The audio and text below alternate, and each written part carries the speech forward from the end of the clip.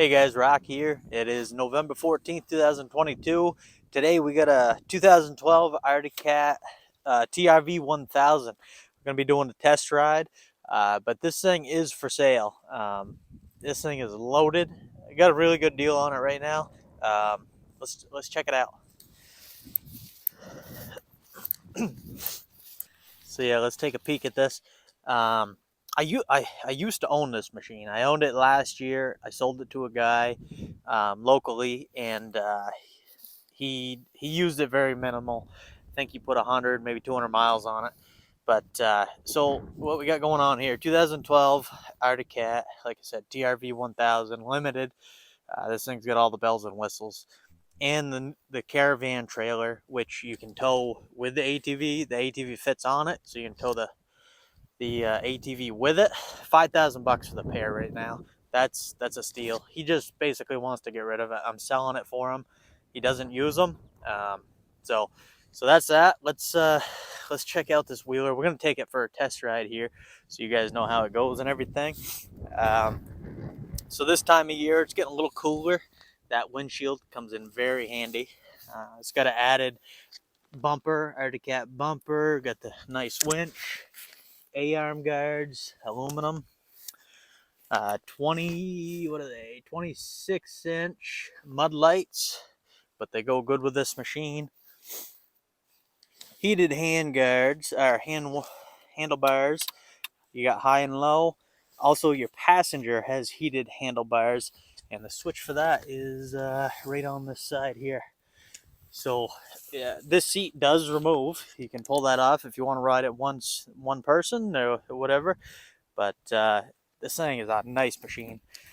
Fully automatic. You got high, low, neutral, reverse. Your winch controllers here. Your two-wheel drive, four-wheel drive, differential lock. We're gonna leave the trailer behind here. Actually, let's take a look at the trailer. It's for sale with it, so why not?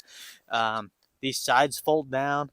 You know, this is $5,000 is a good deal for just the four-wheeler, I think. But you're getting the trailer with it. So yeah, if any of you guys are interested, I'll leave a link in the description underneath to the marketplace ad or Craigslist ad, whatever I got it on. But all right, let's leave this trailer behind and take this thing for a ride. All right, guys, let's hop on this. It's I already warmed it up a little bit because it is a little cool out, and I wanted to make sure we get right into the test ride here. Start it up. Runs excellent. It's got 3,490 miles on it, 361 hours. What we got going on here is, I don't care for this. I like the speedometer layout. I don't care how it does have a tach. However, you can't run the tach and the speedometer at the same time because it runs off the same thing. I don't care for that. Anyways, let's hop on this thing. All right, let's go. High range, two-wheel drive. It's got a good amount of torque off the line. It really does. You really notice this. Now, this machine, if I remember correctly, because like I said, I have owned this before. I believe this has got a clutch kit for a little more bottom end power. It's nothing I put in, but I remember that from when I had it before, and it I think the top speed was a little low on it, and I was wondering what was going on. I checked the weights. Yeah, checked the weights, and they were running really lightweight. Yeah, they were running different weights in it to give it more bottom end. It's you know, it takes off super easy. It's just doesn't. It lost quite a bit of top end, I think. But yeah, we'll try it out here.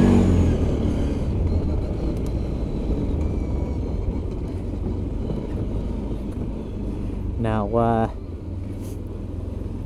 don't want to go through this too fast because I think it's only supposed to be high at 25 today, so everything will freeze back up in this. Or maybe it's going to be 30. I don't remember. Either way, it's cold enough to freeze. So this thing rides pretty good. I don't know if it's, it rides over like, big bumps and stuff real nice. The small chatter, like little stones, you get a lot of chatter. I don't know, I'm not sure what that's coming from, if it's because of the length or if it's just an Arcticcat thing.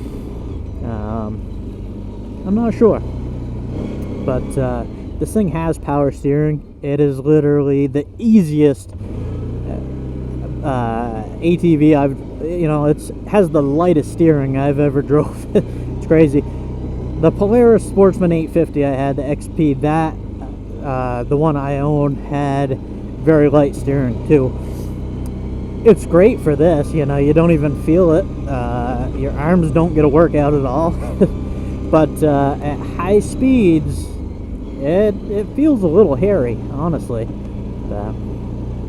So we're gonna try out this run right here, or this little hill with some obstacles. The length of this thing, I don't think it's gonna bother at all. I'm gonna put it in four-wheel drive. Yeah, I'll use diff lock because we might as well just go up as quick as we can. Let's see, low range, and this thing's got a lot of clearance too.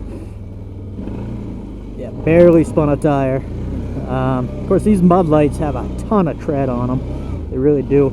So I'm in diff lock right now, and there is still almost little to no effort needed to move this. The power steering is just, it's almost too light. So we'll put it right back in two-wheel. I'll keep it in low range though, because usually I like to test the speed on low range. So we're getting up there in the revs right there. I didn't see the speedometer, but you guys saw it, or saw the GPS anyways. I'm gonna put it back in high range. This shifter is probably, it's so easy to maneuver. A lot of them, you feel clunk clunk. This is just very easy. But anyways, let's go. So we're in high range two-wheel drive right now. You can play with this a little bit, however, it's a big, heavy machine. It really is.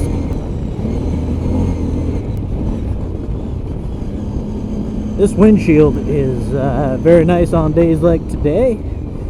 It's also got the mirrors. However, this does pop right off. If you don't care for this cowling, the look of it, it pops right off. In the summertime, I'd take it off because you want the extra breeze.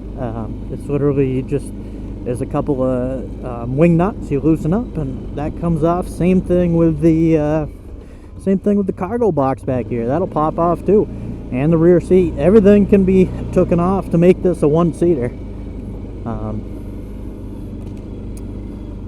But this is pretty much, this is the highest package Arcticcat had at the time for a touring machine.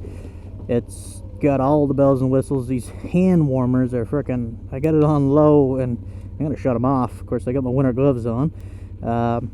So we got a little snow here, a little not much, just a dusting, a little bit of mud, rocky stuff. We're gonna put it in four-wheel drive. I'm not gonna use the diff lock because this isn't that bad, and this Arcticcat has a ton of clearance. Let's see, didn't even rub on that rock, and that was pretty good size. These ones right here, I'm always rubbing on a lot of machines, but so we'll see what this does. Fogging up a little bit, gotta crack my windshield. Hopefully it doesn't mess up your guys' volume too much.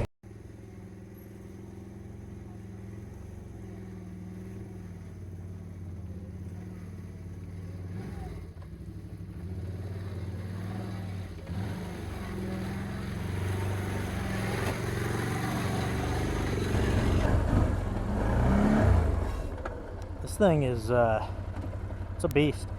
I might as well leave it in low range, four-wheel drive. The sound of this motor, it's got a good sounding V-twin. However, you get it up you know, start turning the RPMs. It's got a lot of whine to it. It reminds me of a Kawasaki V-twin engine, the Brute Force, the Prairie. They get a lot of whine like that. They have a better sounding V-twin, I think, but I mean, this one's pretty good. It's just quieter. Sounds a little more tame, but it's not. I mean, this thing will move. I think it's 900. I should have looked it up, but if I recall, it's 951 cc's. Don't quote me on that. It's somewhere in there. It's definitely not a true 1000. Yeah, if you guys are enjoying this content, go ahead and hit that like button. I really appreciate it. And also, if you haven't subscribed to the channel, I'm trying to put out videos like this and doing some repair videos also. I'm trying to do that at least once a week, maybe twice a week sometimes. But yeah, if you hit the subscribe button, you won't miss anything. And yeah, so it's a win-win for both of us. But that's if you're enjoying the content, obviously. Hey, you guys, let me know in the comments below what you think of these cats. The brand, maybe this machine, but the brand specifically, because I don't see a lot of cats anymore, honestly. I don't know why they don't make the 1000 motor anymore. I like it. I know they did have some problems with the, I don't know if they had them in the ATVs, maybe the early model Thundercats, but I do remember they had a lot of problems with the early model Wildcat 1000s. Something about the starter, I don't know, something, but I thought they cleared that up, and now Arcticcat, I think the only ATV they offer is a 600cc. I mean, they're just not competing with any of the other brands. It's crazy.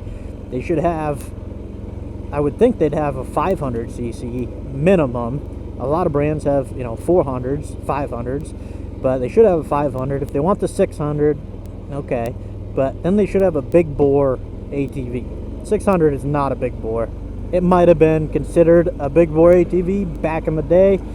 Now you got, you know, 800, 850s, 1000s. So two-wheel drive. We're on the high speed run here. Well, kind of fast speed until we get to the top speed. High range, and we'll give her a whirl. I enjoy the low end torque of this. It could be the clutch kit that's doing a lot of it, but it's so smooth it's so powerful off the line, but it's also smooth at the same time. When I ride Polaris's, the 850s, they're smooth off the line, but you don't know you're on an 850. You're like, okay, this thing's got 77, 78 horsepower. Where is it? Then you open it up and you're like, okay, there it is. When you're on a Can-Am, you hop on an 800, 1000. I haven't drove the 850, so I don't know about those, but you hit the throttle, just stab it a little bit, and you know you're on a big motor. They have a ton of low end torque, a lot of horsepower. They're almost for the normal rider. I think a Can-Am is clutched too aggressively. But if you're an experienced rider, you can have a lot of fun with that. They're a blast to drive. They really are. But anyways, why am I talking about them when we're on a cat? This cat is good. It's got the power. I don't know about the speed. Like I said, I can't even recall. It's been close to a year, and it's not stock. It's clutched for low end, so the top end isn't gonna be as good as it could. But we'll stop right here. You guys get the GPS speed, so I'm gonna run the tack on this to see what I'm getting, see what I'm pulling for RPMs, and let's go.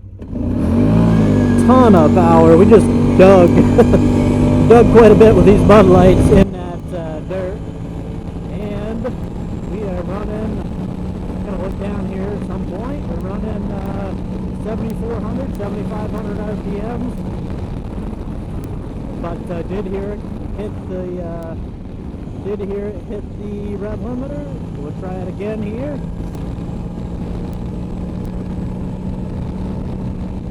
Yep, 7,570. Actually backs down, but looks like 74, 7,500 is where the rev limiter is. And this thing's got a lot of torque, right from 4,000 RPMs. It's got a lot of torque, a lot. I'm just curious. This thing is a frickin' big TRV. Oh yeah, he'll lift the front tires. Oh, it's a fun machine. But yeah, so I think I mentioned it, but if I haven't and you're interested in this machine, I do live in Island Pond, Vermont, so take that into consideration. Also, we got I got the link in the description below to the ad, so respond to that. If you're interested in the machine, not on the comments here, you can comment anything else, but respond to the ad below. And also, make sure you check out some of this other content here. Thanks a lot, guys, and have a wonderful day.